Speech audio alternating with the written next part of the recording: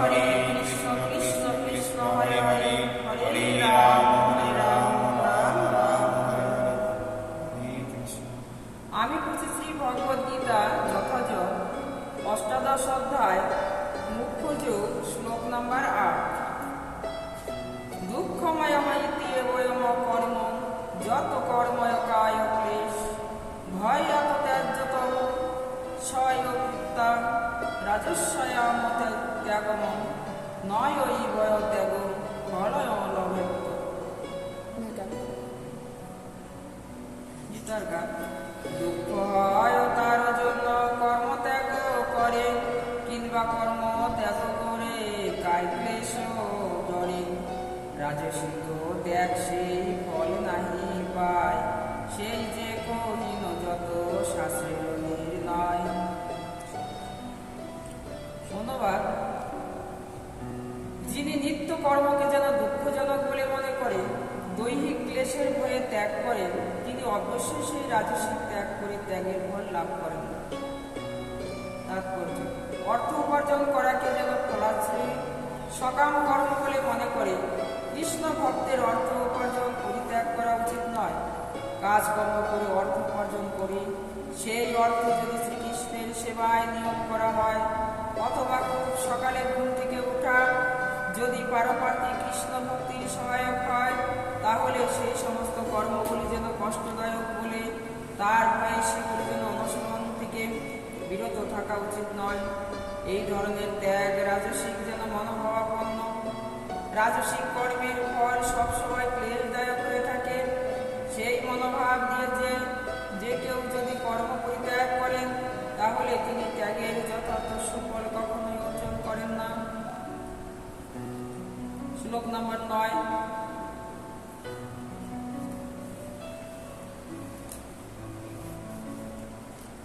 কারিত্রয়ময়িতি বয়ম যত কর্ম নিয়তয়ম প্রিয়তে পরিজন সদা সংগম ত্যাগ ফলয়ম চয়ৈব সম ত্যাগয়ম সাত্বিকম মত। গীতার গান। কর্তব্য জানিয়া সে যে বা সর্বকর্ম করে ফল ত্যাগ করিবারে সাত্বিক নাম ধরে। ধন্যবাদ।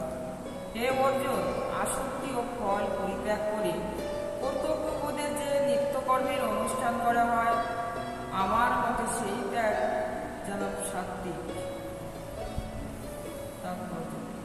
এমন মনোভাব নিয়ে যেন সর্বদাই নিত্যকর্মের অনুষ্ঠান করা উচিত যেন ফলের প্রতি যেন অনাসক্ত হয়ে কাজ করা হয়। এমনকি কাজের ধরনের প্রতিও যেন অনাসক্ত হওয়া উচিত।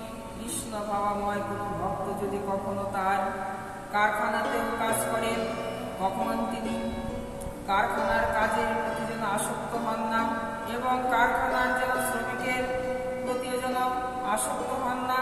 তিনি কেবল শ্রীকৃষ্ণের জন্য কাজ করেন এবং যখন তিনি কর্মফল শ্রীকৃষ্ণকে অর্পণ করেন তখন তার সেই কর্ম যেন অপরিকৃত স্তরে প্রতিষ্ঠিত হয়।